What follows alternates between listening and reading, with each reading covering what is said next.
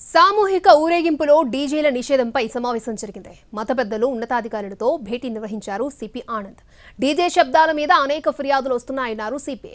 DJ sounds ఈసారి శృతి మించాయని, గణేష్ పండుగే కాదు Milad-un నబీలో DJ నృత్యాలు విపరీతమయ్యాయని చెప్పారు. తమకు అనేక సంఘాల నుంచి వినతులొచ్చాయని తెలిపారు. అందుకే పలు వర్గాలను పిలిచామని, అందరి అభిప్రాయం తీసుకుని ప్రభుత్వానికి నివేదికనిస్తామని వివరించారు. తర్వాత ప్రభుత్వం ఆదేశాల మేరకు తుది నిర్ణయం ఉంటుందన్నారు ఆయన.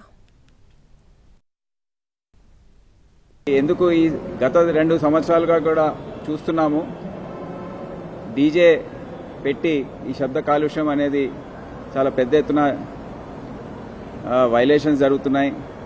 కానీ ఈసారి ఏదైతే శృతి మించి జరిగిందో అది అందరు కూడా చూశారు.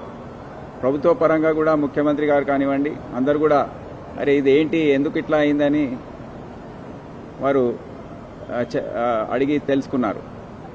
వారు కూడా మా వీడియోస్ మేము తీసుకున్నాము. మరి ఈ విధంగా చెప్తున్నారు, అందరు కలిసి కట్టుగా చేస్తే కానీ ఇది కాదు, మీరు రండి, ఒక రౌండ్ టేబుల్ లాగా మీ విచారణ ఏంటో, మీరు ఏ విధంగా మీ వాళ్ళని కట్టడి చేస్తారో చెప్పండి. దాని తర్వాత ఇవన్నీ మేము కంపైల్ చేసి ఏకతాటిపైకి తీసుకొచ్చి ప్రభుత్వం ముందు పెడతాం. ప్రభుత్వం నిర్ణయం తీసుకుంటుంది ఏం చేయాలో.